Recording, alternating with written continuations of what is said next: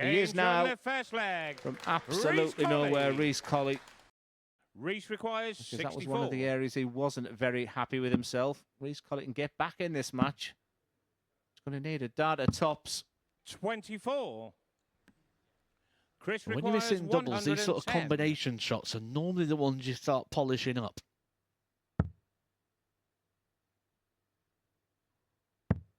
Well, it hasn't been pretty. Well, Chris Gilliland is a dart away from victory and get it for the real one moment of this match of absolute quality.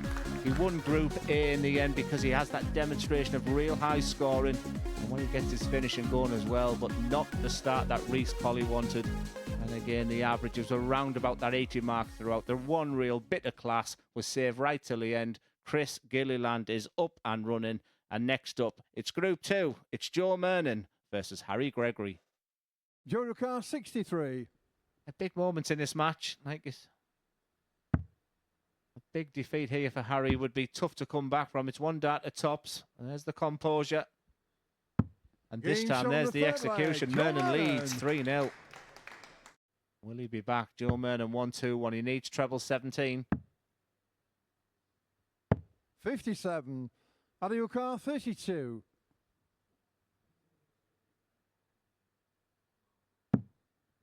Are we going all the way? Yes, we are. And fair play to Harry Gregory at 3-0 down. 3-3, 1-3-2 apiece. Treble 19. 48. Expect to see Joe go in the exact same route here for the 1-3-2. Another one of those. Leaves double 16. 100. Car 84. Well, the superlatives were ready to come out there, Joe Merin, because that was a fantastic effort. It's double 11 for the match. And what a finish, what a match, and what an incredible comeback from Harry Gregory. He had an absolute nightmare, remember, on his opening night. And at 3-0 down there, it was looking like a disastrous Saturday night. And he looked shell-shocked as Joe Merin as he walks off the stage. But he played his part in a great game. But all the credit must go to Harry Gregory, the comeback of all comebacks. As we move on to Game 3, back to Group 1. It's Reese Colley against Ryan Harrington. Reese requires 127.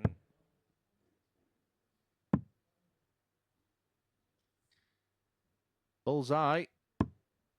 Game shot. Just double check first before that bullseye went in that his opponent wanted 144, so there was no doubt he was going to go.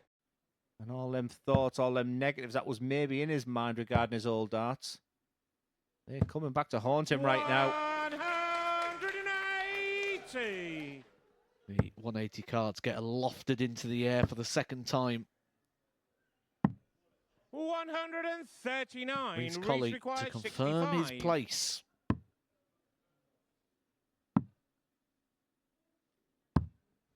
And Reese Colley with a 4-0 victory is the first player into the semi-finals. And look at the reaction there from Ryan Harrington. We've really built him up. He was superb in his Group B campaign. And Reese Colley walks off the stage thinking, what on earth has just happened? He lost his first game 4-1, remember? And a 4-0 victory would secure qualification, and that's exactly what he did. The highlight being one 1-2-7 finish. What a story we have here. As we go to Group 2, it's the first time we're going to see Justin Hood. He plays Harry Gregory next. Yeah.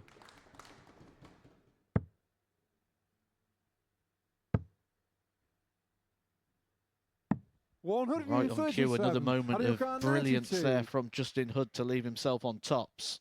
All about the first dart. He's gone super aggressive. Is he going to go double-double? He did, but a chance for Hood to get 52. Back into this match. Justin car 40. Very much on throw at the moment. Game shot on the second leg. Justin Hood. There's that crowd involvement that I was talking about there. Just that raises the decibel. Whereas Harry Gregory's just very jittery, just loosening his shirt, looking very relaxed. If you didn't know any different, you would say this was the man who's favourite to win tonight. And with darts like that, who's going to argue, Matt? Tends to feel with Harry Gregory that once he starts rolling, he starts rocking. 180! Well, this is a start to the leg when you said neither player really sort of taking the advantage. Crowd involvement as well. I'm not surprised with darts like that. I'm amazed he didn't stay on the treble 20 bed there. Going each time, Justin, something's bothered him. It's just like a little shake of the head each time, but 134. Whatever it is, he's got to get it out of his mind. This happens so often when one player starts hitting, the other one starts going with them. 81.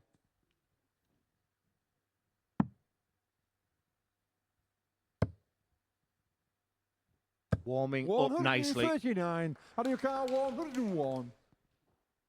Not sure what we've been up. This is bubbling over. His favourite double. What an outstanding finish, Harry Gregory. Justin requires 77. Drama. After a leg of almost perfection to take the 3-2 lead. He may need to do it again. Big last start there from Justin Hood. Just trying to lower the heart rate. Likes the double 12. It's 2 wins out of 2, and Harry Gregory is that second player in the semi-finals. Great crowd here, and Harry Gregory will be seeing them again in the semi-finals. And for Justin Hood, it's very, very simple now. He's in a match decider with Joe Merin, and that is one to look forward to. Nothing in it in the game. A beautiful 101 finish from Harry Gregory. And that double 12 at the end seals qualification to the semis as we go back to Group 1. And it's Ryan Harrington against Chris Gilliland. Ryan requires 120. This for a considerable switch of momentum in this match and this group. This is sensational stuff. Ryan Harrington. You'd have said to Ryan Harrington, you're going to get down to 3-0 just to give yourself an opportunity. Remember, this was a one-leg shootout for qualification.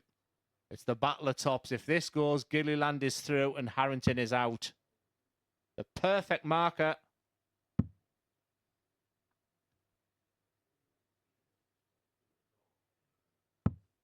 Well, 20. well.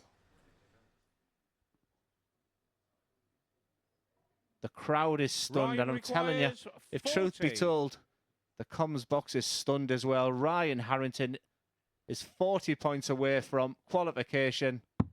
What a stunning performance from Ryan Harrington. And that one will be a tough take for Chris Gilliland. Fair play. Didn't give him much chance as Ryan Harrington walked on that rocky there. Remember, he had to win it 4-0. He did win it 4-0. Was averaging well over 100 throughout and kept his bottle right at the end. A 96.97 performance of the night. Well done, Ryan Harrington. And it's another straight shootout up next. It's Justin Hood against Joe Merin. The only reason I query that 16 is that if he'd have stayed on the 20 bed, he just needed a single dart, but that's the reason he did it. It's double 8. And it's a 2-0 lead. Justin Hood has come to the party. And that crowd that have followed him, they've finally got smiles on their faces. Justin requires 6. Remember that moment.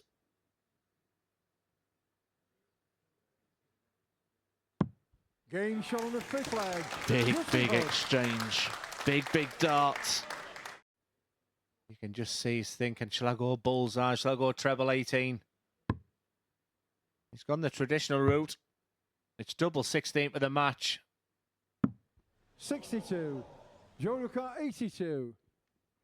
You talk about the swing and the backwards and forwards in this match. It's double 16 now for Joe Merin. Take us all the way. Game shot on and he pings it with a last start in hand. Justin Hood would have been stood at the back of the stage hoping for another visit to the board. Instead, we go back to 501 for a one-leg shootout. Could get 2 darts himself, Joe Merin. Probably should have had 2 darts. Missed the big number. Not the same mistake here from Hood. And we have our semi-final field sorted with that fantastic finish by Justin Hood under pressure. It was an engrossing, enthralling encounter that went all the way. Joe Merin, please see the positives from this week. It's been a fantastic debut here. And you were just a double away from qualification there, but under the most intense pressure, Justin Hood just got over the line in the end in what was a sensational match of what's been an absolutely brilliant night. And we'll be back for the semi-finals at 10 p.m. Juices his finest darts. 2-2, 65 finish, and that will always happen. It's double six, centre of the board. 53. Reese requires 65. Happened for Reese Colley. We expect to see him go the same route. Always happens. It's tops. He's been here before, but this time, what a difference. Reese Colley. He had a dart at tops on the 157. Good to him in the last leg. And Hood just needs to hit and hope. Well, he's done what he can control. He's done the hitting part. Reese requires 40. Despite not being at his best tonight, Reese Colley to reach the final. He's had a nervy moment, but in the end there was no Colley wobble. And Reese Colley is that first player in the final, and magnanimous in defeat, as always, is Justin Hood, because he's an absolute gentleman. But Reese Colley, be proud of yourself, and for the second time here at the Motor Super Series, he reaches the final again. But who will he play? Well, there was nothing in the averages there. There was nothing throughout. A real tight affair, but Reese Colley kept it together. It's Gregory against Harrington. That's the second semi coming up next. There's a possibility there for Gregory, and offers a chance to Harrington, who doesn't tend to need too much of an invitation. It's double 15. And everything he touches right now turns to gold. Harrington. But Gregory, let's not write him off just yet. But this is stunning. 180. How do you count? 126. That knocks the average over 100, and it's going to have to be a big 100-plus finish for Gregory, and he's up to the task. He's been hit with absolutely everything Harrington has to offer. He looks so cool, so calm. And then just a simple miscount like that, but he realised that's more important. He could have easily gone for that double 16. So it's double 11. And things happen for a reason. The next leg, you get an opportunity. Will he be back? Because this is now tricky. Can he get through? No score. Run your car 40. So for the match, he's been solid. He put the performance of the night, coming back from a 4-1 deficit in his first game, and that was very, very impressive from Harrington. He was averaging just close to 100 throughout that game. Reese requires 38. Well, he's got to go straight for it after going for the treble 19. Game on the fourth leg. That was so good, that first dart. Is that the moment, Reese Matthew Edgar? 48. Well, that's the first mistake from Harrington. Will it be punished? Punished it is. Reese Colley breaks the throw at the best possible time. Ryan has been so good in this type 96. of situation.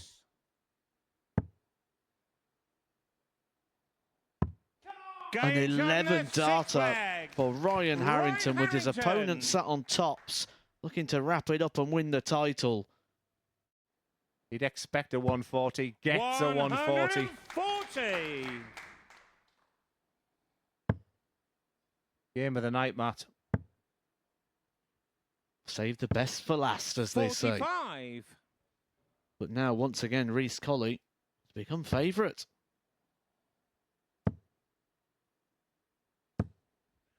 $60.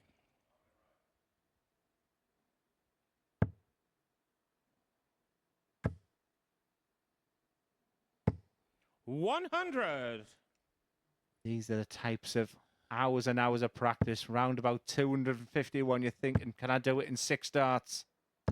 Well, if he does, 140. he will be lifting that $5,000 prize and that unbelievable opportunity at Champions Week. 26. Is that it? Reese requires Well, he's now going to have 101. 6 starts to get the job complete. This now just becomes a setup shot for him, but 39. what a horrendous time to have a rejection. I was thinking exactly the same. The game was over. Do you know what? It's not now. It is definitely not. Now another treble makes this very 98. interesting. That bounce out. Reese requires How's your luck, 62. Reese? Smart last start there from Ryan Harrington. But it may be in vain. Reese Colley, one more dart, double 16. He kisses in off the barrel, and Reese Colley has finally got over the line here at the Motor Super Series. He takes the Week 11 title. He takes the £5,000. He will be lifting the trophy, and he would have thought that the opportunity may have passed him by. He set himself up on tops at leg 6 to try and get over the line. A 96 finish, an 11th darter from Ryan Harrington. But Reese Colley, a fabulous turnaround. He opened his night with a 4-1 defeat to Chris Gilliland, and then he was up against it throughout the evening. He didn't play his best until the very, very last game, and which then he's managed to find his absolute best, the sort of darts that saw him pick up the 2022 British Open, a WDF gold-ranked event. He brought out his best at the right moment. £5,000, a place in Champions Week, goes to Reese Colley. Yeah, thank you very much indeed, Matt. Well, Reese Colley, you made it hard work for yourself tonight, but finally in the winner's enclosure here at the Super Series. Just sum up your emotions at this present moment in time. I ain't really got words, to be honest with you. I'm just buzzing, like, you know what I mean? But obviously, last time I lost in the final, and I said this time I want to win it, and I finally won it, and I'm buzzing, Emery. Absolutely buzzing. I could tell you're absolutely buzzing. And there was points throughout the course of the night where you had to fight some trials and some tribulations. Is perhaps the strongest trait of yourself tonight was the way that you dealt with adversity, the way the first game went, then you came back, and then you dug in throughout the semi-finals and final. I found your best game in the final. Yeah, well, obviously I lost the first game 4-1, and I thought, I've got to win this next one 4-0, you know what I mean, to just at least have a chance. And then when I knew I was through, I thought, just plod on from now. Play your game, hit your doubles when you can. And yeah, I've got no words, I'm just happy. Happy at the moment. We saw you win the British Open at Bridlington in the back end a couple of years ago, and then you then kicked on a little bit in 2023. Where does this rank in comparison to what you've done previously? Oh, it's at the top. Yeah. Yeah, definitely. Obviously, winning the British Open is massive for myself, but I've been here that many times, and I've been really close, and then finally to get over the win, honestly, yeah, it's at the top, 100%. And a good start to 2024 for yourself. I know Cusco didn't quite go the way that you would have liked it to have gone, and I know Lakeside maybe would have wanted to go a little bit further in that particular competition. But this is a real springboard now, isn't it, for you this year? Yeah, definitely. Like, I had a bad Q score, but I went on after that and played some decent darts at Challenge Tour, put myself in the top 11, I think. And I thought, just take that from Challenge Tour to here, and I knew I'd have a chance then, and lucky enough. I play my greatest game. I've scraped wins, but you know what? Win's a win, and I'll take it. Happy days. And into Champions Week now, and look, the opportunity that provides, the big jackpot that provides, and the prestige of winning a big competition that, well, you've had megastars win in the past. Yeah, definitely. I'm looking forward to the Champions Week now. I said to my dad before I come down, and I've said it on interviews, I said this time I'm winning it. And obviously I've got over the line, and now hopefully I can get the practice in, and you never know, maybe I could win the Champions Week if I'm on it and play my better game, but yeah. And I just want to have a quick chat about your support base. I know you didn't bring many down tonight, but there was a lot of people as well back home. The YouTube chat stream was full of Reese Colley fans this evening. You're a popular young man, aren't you? Yeah, I've got quite a lot of fans back at home, and I'm sure my mum will be probably crying now, 100%. Well, I've finally done it, Mum. But yeah, the Black Country's massive. Everywhere they go? Everywhere they go. And not just that, good result for your Villa today as well, 5-0 against Sheffield United. 5 in the end, happy days. I knew it was 4, but if it was 5, even better then. It's the first time I went to a game for about 2 years of a week against Newcastle, and they battered us, but yeah, we got the win today, happy days, and I've won as well, so even better. A W for the Villa, a W for Chaos. I'm going to let you lift that trophy now. Ladies and gentlemen, your winner in week 11 is Chaos Reese Colley!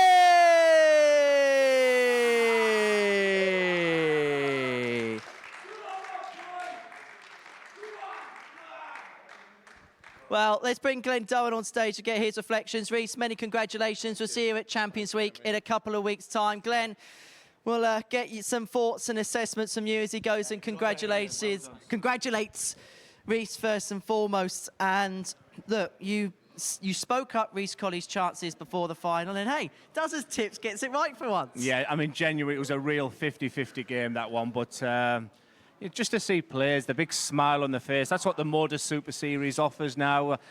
It's just great. He's with his family, and, you know, £5,000, it's good money, a chance at Champions Week now. Well done to the young man. And he's a young man where things are beginning to click into place. We saw him make his big breakthrough winning the British Open. We saw him play on the Lakeside stage, and things off the oche as well going well for him. You know, this is a young man that could have a real bright year ahead of him. Honestly, Henry, in darts, you get the ups and the downs. And like I said, I just felt when he was going to represent England, he was like thinking about it too much. But he played really well then. He's kicked on his game since then.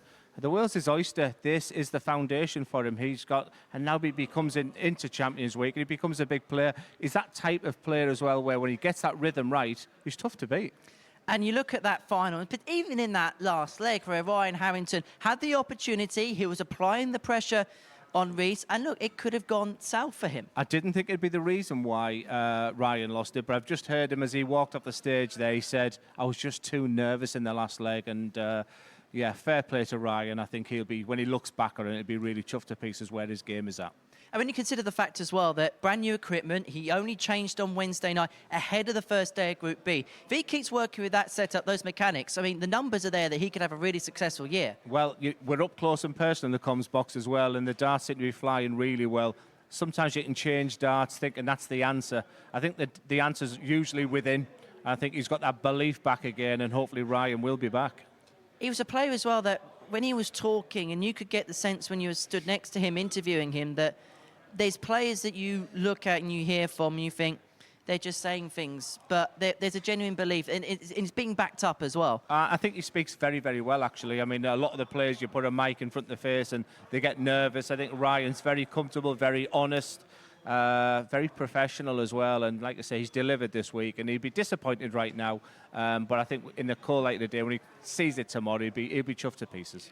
Going back to Reis, what kind of springboard could this be for his year? This could be massive for him. Yeah, in my day, it used to be the World Masters, and that's what it's reminiscent now. So £5,000, a lot of money, new family, but it's also an opportunity for him to do a little bit of travelling, maybe on the WDF Gold events to get himself to Lakeside. His challenge tour could be paid for, etc. now. So it does open a few doors for him now, but I'm sure he will be thinking now of Champions Week, and 20 grand there, and all of a sudden it's been a cracking start to the year. Oh, Dazza, it's been an absolute pleasure this week. It's been a great week. It was a week which I felt it was going to be really tight, and it was confirmed in the conclusion that winning won. And I just think the right person won. And another fantastic story here at the Motor Super Series. Well, Glenn, I've really enjoyed working with you over the last 6 days. We'll see you very soon. Glenn Dowen, part of our punchy team. Matthew Egger's going to be back with us on Monday morning as we get week 12 underway. And what a lineup we have for you. It's going to be headlined by Ted Everts, former World Youth Champion, Scott Taylor, who's won on this stage before. It really is going to be some real fun here at the Live Lounge in Portsmouth, which is reeling in the wake of chaos as Reese Colley picks up the weekly win.